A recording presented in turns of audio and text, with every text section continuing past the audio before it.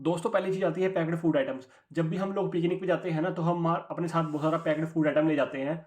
और लेकिन जब हम पिकनिक पे वो आइटम कंज्यूम करते हैं ना, तो हम प्रॉपरली उसको कंज्यूम नहीं कर पाते, यानी कि कंप्लीटली फिनिश नहीं कर पाते। तो होता क्या है ना, बहुत सारा फूड आइटम वेस्ट हो जाता है या लेफ्ट ओवर हो जाता है। तो उससे नुकसान क्या होता है ना, हमारा हमारा पैसे का नुकसान होता है, क्योंकि हमने परचेज तो सारा कर लिया था, लेकिन हम सारा कंज्यूम तो कर नहीं पाए, तो हमें पैसे का लॉस हो गया। तो उसमें ऑप्शन ये आता है, अवेलेबल है, कि जब भी हम कहीं बाहर जाते हैं ना, तो प्रॉपरली एनालाइज करके जाएं कि कितने फूड की रिक्वायरमेंट होगी, या हो सके तो हम खाना घर पर ही बना कर जाएं। तो इससे बेनिफिट ये होगा कि हम कॉस्ट कटिंग भी कर पाएंगे, और अपने बजट को इजीली मेंटेन भी कर पाएंगे, और हमारा पैसा ज़्यादा वेस्ट भी नहीं होगा। दोस्तों नेक्स्ट पॉइंट आता है स्मोकिंग का। आजकल की यंग जनरेशन है ना, स्मोकिंग को एक फैशन समझती है और फ्रिक्वेंटली स्मोकिंग करती है, लेकिन उनको यह नहीं पता कि लॉन्ग रन में ये आपके लंग्स के लिए और लीवर के लिए कितनी ज़्यादा नुकसानदायक है। वारेन बफे ने भी स्मोकिंग को ना कहा है बिकॉज ऑफ टू रीजंस।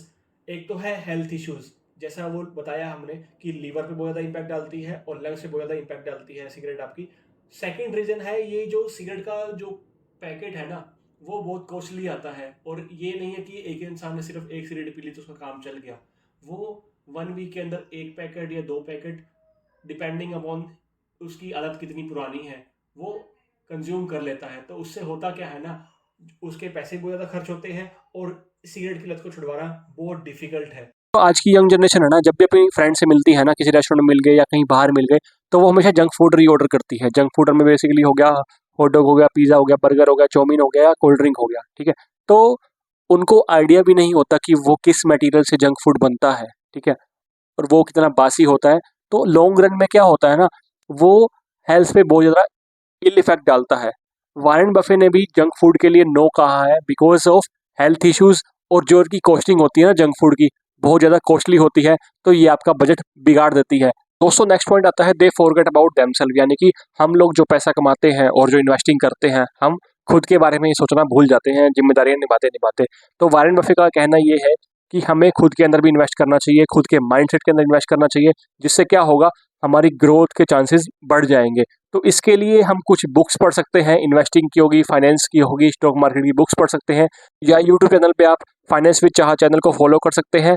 तो आपको जो वहाँ पे फाइनेंशियल टिप्स मिलेंगी, आप उसको लाइफ में इम्प्लीमेंट कर सकते हैं। दोस्तों नेक्स्ट पॉइंट आता है, जो पुअर पीपल होते हैं ना, वो गैम्बलिंग करते हैं, यानी कि जुआ या सट्टा खेलते हैं। तो उसमें होता क्या है ना, ये लॉटरी टिकट खरीद लेते हैं, या स्क्रैच कार्ड खरीद लेते हैं, या फिर अपने फ्रेंड के साथ पोकर खेलते हैं। तो ये सोचते हैं कि ये अमीर होने का सबसे अच्छा आसान तरीका है। तो लेकिन ऐसा होता नहीं है एक्चुअल लाइफ में के अंदर। तो उससे होता क्या है ना, जो ये सट्टेबाजी जुएबाजी खेलते हैं, तो उससे होता क्या है, उनकी जेबें खाली हो जाती हैं, और लॉन्ग रन के अंदर जो उनकी सेविंग, यानी कि कमाया हुआ पैसा है, जो सेविंग है बैंक्स के अंदर या फिर कहीं और गोल्ड वगैरह ज्वेलरी सेव करके रखी है, वो भी धीरे धीरे खत्म हो जाती है। तो एडवाइजेबल यही है कि आप गैम्बलिंग मत खेलें, क्योंकि ये कोई शॉर्टकट नहीं है अमीर होने का। दोस्तों नेक्स्ट पॉइंट आता है spending too much on restaurants. कई बार होता क्या है ना, हम खाना घर पे बना सकते हैं, लेकिन अपनी सहूलियत के लिए हम खाना रेस्टोरेंट से ऑर्डर करते हैं।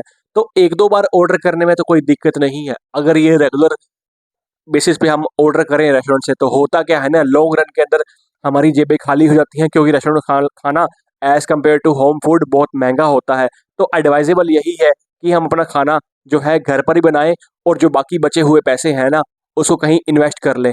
तो उस वे में हम अपनी लाइफ को बेटर तरीके से मैनेज कर पाएंगे। दोस्तों नेक्स्ट पॉइंट आता है टू मैनी पर्सनल प्रोडक्ट्स। कई बार होता क्या है ना, हमारे वार्डरोब के अंदर, यानी कि हमारे पास जो सामान होता है उसके अंदर बहुत सारे पर्सनल प्रोडक्ट्स होते हैं, जैसे ग्रूमिंग के प्रोडक्ट्स हो गए, बॉडी वॉश हो गया, कंडीशनर हो गया, शैम्पूज हो गए, शेविंग क्रीम हो गए, ब्यूटी क्रीम्स हो गई, फेस क्रीम हो गई, या फेस मास्क हो गए। तो वो बहुत चीज़ें ऐसी होती हैं जिनमें हमें चीज़ों की जरूरत नहीं होती, लेकिन हम फिर भी परचेज कर लेते हैं। तो नेक्स्ट टाइम जब भी आप देखने जाओ ना, आपके पास पैसे क्यों नहीं बच रहे, तो एक बार आप नज़र अपने इन चीज़ों पे घुमा लीजिएगा कि आपने इन चीज़ों पर कितना पैसा खर्च किया है। वारेन बफे भी बोलते हैं कि वो इतनी सारी पर्सनल चीज़ों के ऊपर कभी स्पेंड नहीं करते। क्या आपको लगता है आपको पैसे बचाने चाहिए? तो लाइक एंड कमेंट करके हमें ज़रूर बताइएगा। दोस्तों नेक्स्ट पॉइंट आता है कैंसल अनयूज्ड सब्सक्रिप्शन। होता क्या है ना, आजकल के टाइम में बहुत सारे ओटीटी प्लेटफॉर्म आ गए हैं, तो हर इंसान के पास मोस्टली सारे सब्सक्रिप्शन होते हैं, जैसे हॉटस्टार हो गया, नेटफ्लिक्स हो गया, अमेजोन प्राइम वीडियो हो गया, लेकिन वो सारे काम के नहीं होते। मोस्टली इंसान क्या होता है ना, वीक के अंदर एक या दो बार ही किसी एक अमेजोन प्राइम को या नेटफ्लिक्स को देखता है। तो आपको यह देखना है कि कौन सा सब्सक्रिप्शन आप मंथ में या वीक में रेगुलरली यूज़ कर रहे हो तो उसी को आपको रखना है और बाकी को आपको नहीं रखना है, अनसब्सक्राइब करा देना है।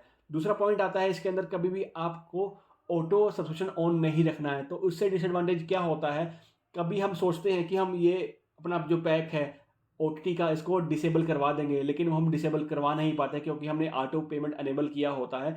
तो कभी भी आप ऑटो पेमेंट अनेबल मत कीजिए।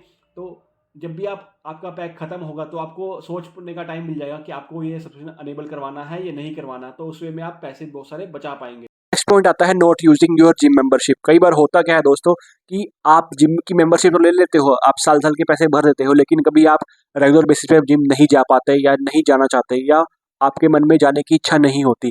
तो जैसे अब न्यू ईयर आने वाला है ना, तो मोस्टली हर इंसान की रेजोल्यूशन की लिस्ट में एक पॉइंट तो होगा कि उसे जिम स्टार्ट करना है, मैं कल से जिम स्टार्ट कर दूंगा, लेकिन वो कभी भी हो नहीं पाता है। तो अगर मैं इंडिया की पॉपुलेशन की बात करूँ ना, तो मोस्टली लोगों का किसी ना किसी का एक 1 to 10 के अंदर लिस्ट के अंदर ये होगा कि उसको जिम स्टार्ट करनी है।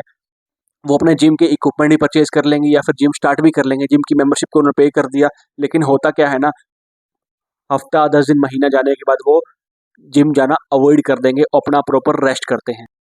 सो नेक्स्ट पॉइंट आता है लीजिंग न्यू कार। कई बार देखा गया है दोस्तों, जो पुअर पीपल होते हैं ना, वो गाड़ी नहीं खरीदते हैं और उसको लीज पे दे देते हैं, ठीक है। तो उससे डिसएडवांटेज क्या होता है ना कि आपकी जो गाड़ी की कॉस्टिंग है वो डे बाय डे घटती रहती है और आपको उसका कोई बेनिफिट नहीं हो पाता। अगर मैं वॉरेन बफे की बात करूं तो उन्होंने क्लियरली बोला है कि वो यूज्ड कार ड्राइव करते हैं, ना कि न्यू परचेज कार। तो उससे बेनिफिट होता क्या है ना कि आपको आइडिया तो है कि आपको कार की कॉस्ट हमेशा घटेगी, तो आप कॉस्टली गाड़ी की जगह आप एक सेकेंड हैंड गाड़ी यूज करें तो आप बहुत सारे पैसे बचा पाएंगे। दोस्तों नेक्स्ट पॉइंट आता है ओवर स्पेंडिंग ऑन क्लोथ्स। कई बार देखा गया दोस्तों, बहुत सारे लोगों के वार्डरोब है ना पूरे भरे होते हैं, बहुत सारे कपड़े भरे होते हैं, लेकिन वो सारे कपड़े यूज नहीं करते। तो हमें क्या करना है, हमें कपड़े जो है डिस्काउंट या ऑफर देके नहीं खरीदने हैं, हमें अपनी नीड के अकॉर्डिंग ही परचेज करनी है। तो इस तरीके से हम वार्डरोब के ऊपर अपने कॉस्ट कटिंग कर सकते हैं और फ्रूगली लाइफ जी सकते हैं। दोस्तों नेक्स्ट पॉइंट आता है न्यू गैजेट एंड डिवाइसेस।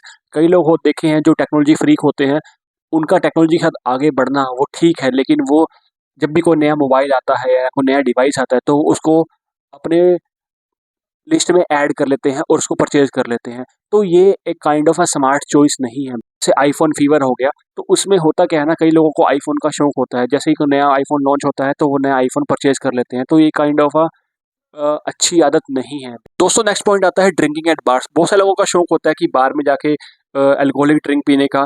तो जब भी वो जाते हैं ना तो उनके मिनिमम 1000 रुपीज़ खर्च होते हैं, जो काइंड ऑफ अगर रेगुलर बेसिस पे हो तो बहुत ज़्यादा कॉस्टली पड़ सकता है।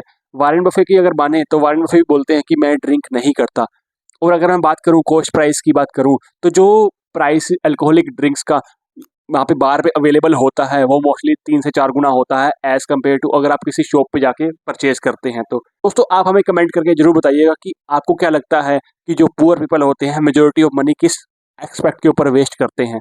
दोस्तों नेक्स्ट पॉइंट आता है डेट फ्रॉम क्रेडिट कार्ड। आजकल की यंग जनरेशन ना क्रेडिट कार्ड के ऊपर बहुत ज़्यादा डिपेंड करती है। जब भी कोई नया गैजेट आता है, जैसे आईफोन हो गया या एप्पल वॉच होगी, तो वो अपने क्रेडिट कार्ड से परचेज कर लेती है, बिकॉज उनके पास कैश में पैसा तो होता नहीं, तो वो क्रेडिट कार्ड से परचेज करते हैं। लेकिन हमें समझना पड़ेगा दोस्तों, जो क्रेडिट कार्ड होता है ना, वो पैसे हमारे नहीं हैं, वो पैसे बैंक के हैं, और हमें जब पेमेंट करनी पड़ेगी ना, रीपेमेंट करनी पड़ती है, तो हम अपनी सेविंग से करनी पड़ती है। अगर हमारे पास पैसा नहीं होगा तो हमें माइंड का स्ट्रेस होगा और हम फाइनेंशियली वीक पड़ जाएंगे। तो अगर वॉरेन बफे की सजेशन माने तो आपको हमेशा कैश के ऊपर स्टिक रखना चाहिए, आपको क्रेडिट कार्ड का यूज नहीं करना चाहिए। दोस्तों आज की वीडियो में इतना ही। आपको हमारा कंटेंट कैसा लगा हमें कमेंट बॉक्स में कमेंट करके जरूर बताइएगा। अगर आप चाहते हैं किसी हम किसी स्पेसिफिक टॉपिक पर वीडियो बनाएं तो आप हमारी कम्युनिटी कमेंट्स में जाके कमेंट करके बता सकते हैं। तो मिलते हैं आपसे नेक्स्ट वीडियो के अंदर, तब तक के लिए गुड बाय।